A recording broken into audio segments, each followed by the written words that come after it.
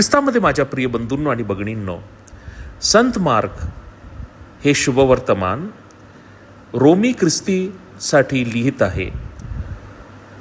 संत mark जेव्हा हे शुभवर्तमान लिहित होते तेव्हा रोमचे ख्रिस्ती समुदाय छळ सहन करत होते.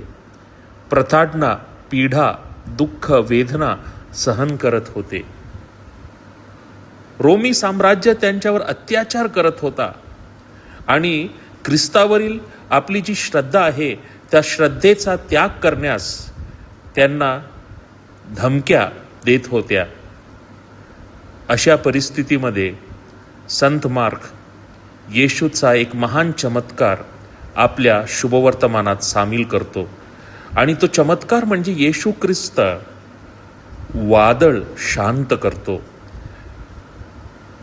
आपल्याला माहित आहे की शिष्य येशू बरोबर होते आणि मजबूत वादळाला पाहून, लाटाला पाहून ते भयभीत झाले आणि येशू ख्रिस्त आपल्या एका शब्दाद्वारे त्या वादळाला शांत करतो. एका प्रकारे हा वादळ, ही लाट, जलतरंग सर्व प्रकारच्या वेदनेचा प्रतीक आहे, छळचे प्रतीक आहे आणि त्याचप्रमाणे नाव किंवा होडी ख्रिस्त सभेचे प्रतीक आहे. दुःखात सुद्धा येशू ख्रिस्त त्यांच्या बरोबर आहे. परंतु शिष्य अविश्वासी होते, त्यांनी विश्वास ठेवला नाही की येशू आपल्या बरोबर आहे, काहीच होणार नाही.